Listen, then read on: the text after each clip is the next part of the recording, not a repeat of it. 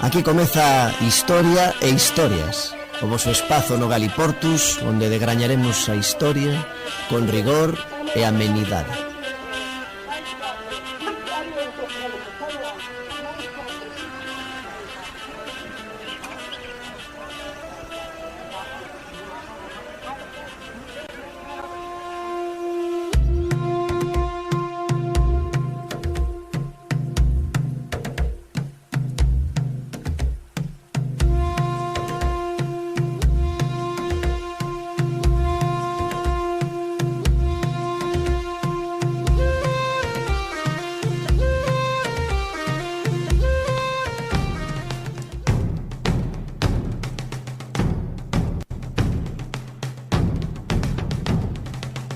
Mira que chula esa xuda, xuda que pasou da raya. Mira que chula esa xuda, xuda que pasou da raya. Nunha cruzo nunha mula chego por boca da xente do lugar de Miragaia.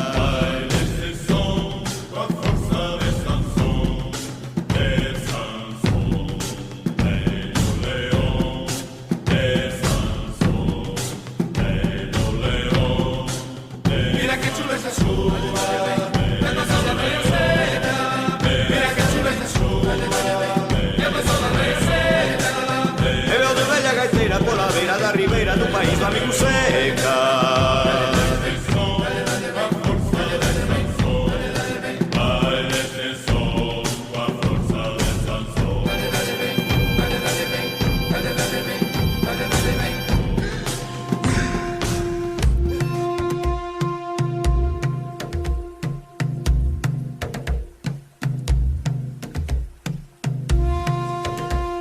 Para algúns, os nados de entre 1994 e 2010 somos a xeración Z, mas en Galiza moitos millennials identifícanos coa xeración que xa non viu Xabarín Club.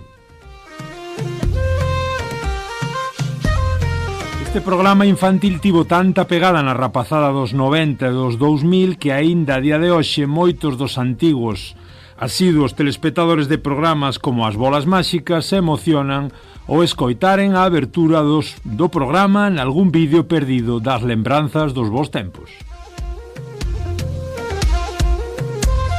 Coa aparición de novas canles na televisión con milleiros de programas estranxeiros dobrados ao castelán e a precaria oferta horaria do Xabarín Club, xa nos 2000 é doado a achacar a isto a perda de galegofalantes entre a mocidade e os nenos e nenas, e por desgraza sabido, alén disto que, segundo a enquisa do INE publicada no pasado decembro, o galego xa non é a lingua maioritaria do país e xa hai tempo que deixou de selo entre os mozos e rapaces. As linguas e o seu número de falantes non son ciencias exactas e a situación destas varía ao longo da historia sen seguiren verdadeiros patróns. Certamente a situación pode cambiar, mas para moitos dos que analizan as mozas e os mozos galegos isto non leva moita traza de mellora. Que a lingua non estea todo presente que debería na vida dos mozos é en grande medida por culpa da falta de contido en galego orientado á xuventude e á rapazada. Xa no 2015 o ILGA advertía da importancia da dobraxe en galego para a saúde da lingua e a Mesa pola Normalización advertía do deficiente uso do galego nas plataformas de streaming como Netflix ou Amazon Prime. Tanto é así que a maioría da poboación ten tan normalizado que non exista a posibilidade de ver filmes ou series estranxeiras na lingua propia que nin tan sequera se propoñen comprobalo a hora de escoller unha película. Iniciativas pioneiras no seu tempo como o Xabarín Club fixeron que fora habitual poder consumir animes en galego que aínda non se emitían en castelán. Sen dúbida a posibilidade de consumir en galego faría que a lingua non fose extraña para a mocidade. Mais, a pesar da evidencia disto, as poucas series que están disponibles en galego nestas plataformas son grazas a organismos como a Mesa, o que fai que moitos se pregunten onde están os organismos públicos que non fan nada ao respecto.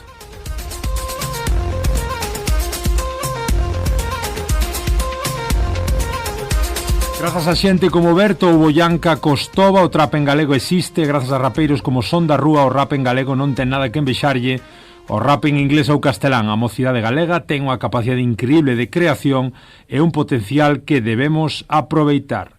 Só se precisan máis medios, maior apoio e, en definitiva, maior visibilidade. O futuro da lingua na mocidade pode cambiar e xa temos gromos de esperanza, agora só nos queda contalo.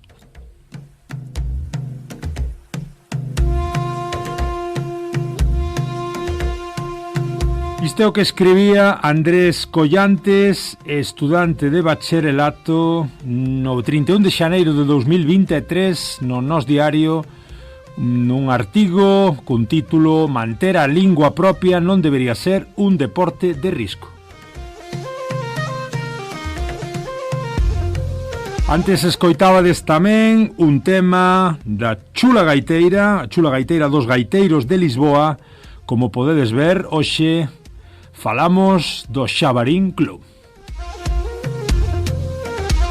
Benvidos e benvidas, eu son Germán Esteve do Germano a Portuguesa e aquí andades nun novo episodio do voso Historia e Historias, esta maneira express de facermos o Galiportus sempre con pequenas historietas e grandes historias que marcaron ao longo do tempo a Galiza e a Portugal.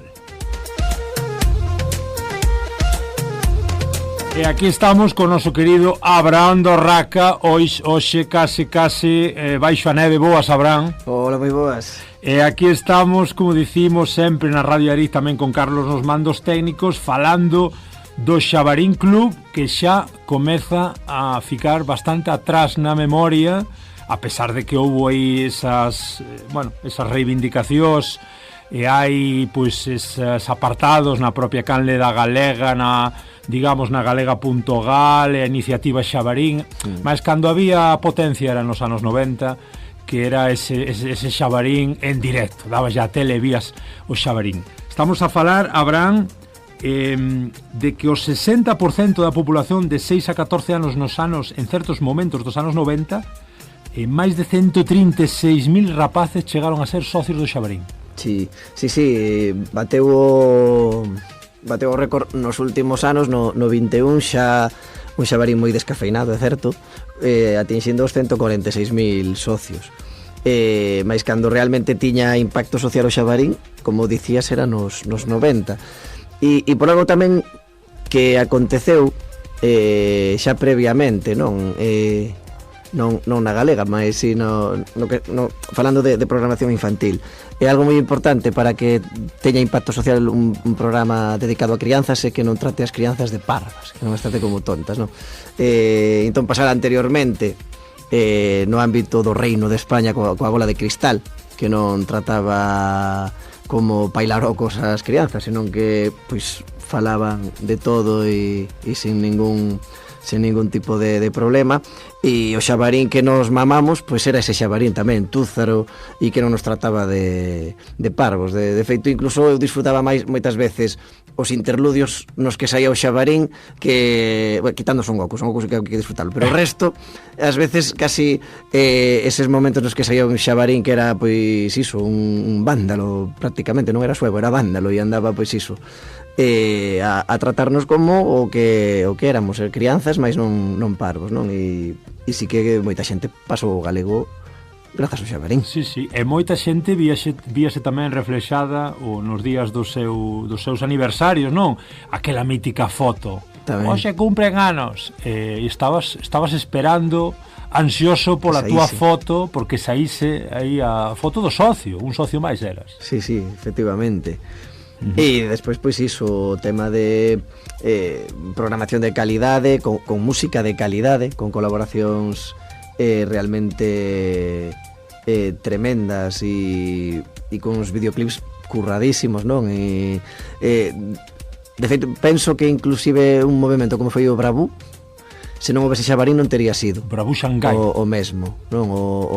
Todo que o movimento Bravú e todo estas bandas, como, pois, claro, os nomes que nos veñen pois son os Heredeiros, os Diplomáticos, Quemando o Río Tea, mas todas esas bandas que foron saindo nesa órbita, non? E alrededor desas tal vez tres de cabeceira, todo ese movimento Bravú posiblemente non tería sido o mesmo se non houvese toda esa masa de crianzas que estábamos aí a ver pois os Diplomáticos, ver inclusive pois a xente da movida viguesa, non? Aí reixa, non? E demais, e colocando malos pronomes nalgúnas cancións, non reixa, pero si certo parte, certo órgano interno, non? E, alén do que comentas, e por iso estamos no que estamos no noso Historia e Historias, esas colaboracións increíbles tamén con artistas Como Rafaela Carrá, no. portugueses e portuguesas, como escoitastes no inicio, eses gaiteiros de Lisboa coa chula gaiteira adaptada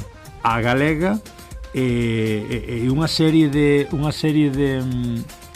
colaboracións espectaculares, o que comentas evidentemente, sí, a nivel galego e tamén a nivel portugués, que se vía esa fluidez perfecta, esa hibridación entre a música galega e a música, como dicimos, tamén portuguesa, con ese ánima e con esa forza. Escoitamos e rememoramos aqueles momentos tamén cun tema de As Amarguiñas, ese temiña tamén interesante que escoitamos.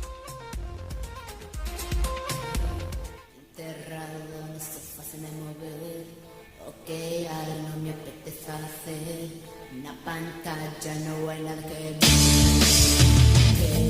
Quero unha aventura de Tintín, unha capa de super xabarín, a alfombra e a lampada da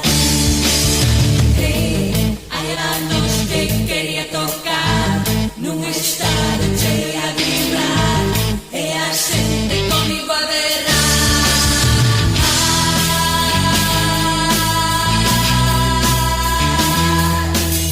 Actuar como merece, non me cache, usar evitar a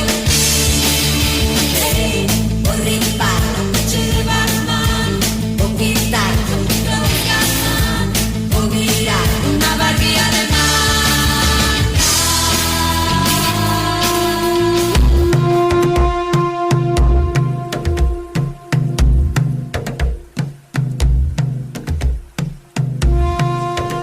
Escoitabades o videoclip das Amarguiñas, autores María Cristina Braga da Cruz, José Antonio Díaz Martins. Profesor doutor. Señor doutor, vale, aí está outro tema interesante tamén, esa conexión da música galega, da lusofonía, esa conexión que nos 90 era tan habitual e que aínda, como estamos aquí sempre recordando, tanto nos costa a estas alturas a chegarnos a esa lusofonía a pesar dunha lei que xa leva 10 anos sendo papel mollado como esa Valentín. Paz Andrade. Si, xa o propio nome de Valentín, non? É así, vai devagariño. Comentabas, sí, off the record, non? Que había algún tema tamén mesmo en galego reintegrado. Claro, sí, normalizábase, non? Dunha banda, o tema da lusofonía, pois iso, Gaiteiros de Lisboa, que tivéramos depois aquí a Xosé Salgueiro, un dos percusionistas de Gaiteiros de Lisboa, estivera na Casa de Cultura a ensayar varios días con Berrobueto para un concerto. Despe Siga, co Astro da Bola, agora imos escoitar. A mesa ir agora, as Amarguiñas dicías, máis tamén Chouteira, Chouteira eran galegos, máis trascendendo a fronteira de Portugal, non? E chegando a Angola, inclusive con Son do Lola. É verdad. Estás moi ben en Radio Lleriz, non? É certo. Son do Lola, tamén esa lusofonía, unha banda de Angola. E depois, sí, normalizando tamén o emprego do galego reintegrado nalgúns dos temas de Chouteira, coa maravillosa voz de Uxía Pedreira. Sí, efectivamente, Sergio Godiño, con esa representación brasileira, co Sundulola, ca cuestión da Angola, Rui Veloso tamén, canto, sí, hai unha serie de artistas de colaboracións que enfocaban, que colocaban a un programa infantil visto por milleiros de rapaces no centro do seu mundo físico e mental, non? Con esa Galiza, o que comentas, cas diferentes perspectivas do galego. Estaba tamén Vítor Coyote, tamén as cantas de Vítor Coyote estaban, non sei se o facía a postos ou non, mas soaban a galego reintegrado totalmente, non? Vítor Coyote o tudense, se non me engano. Tiñamos tamén a colaboración dos grandísimos Xutos e Pontapés naquel bar. Escoitamos o que cantaban xutos e pontapés cunha colaboración fantástica, como decimos, para este Xabarín Club tan mítico.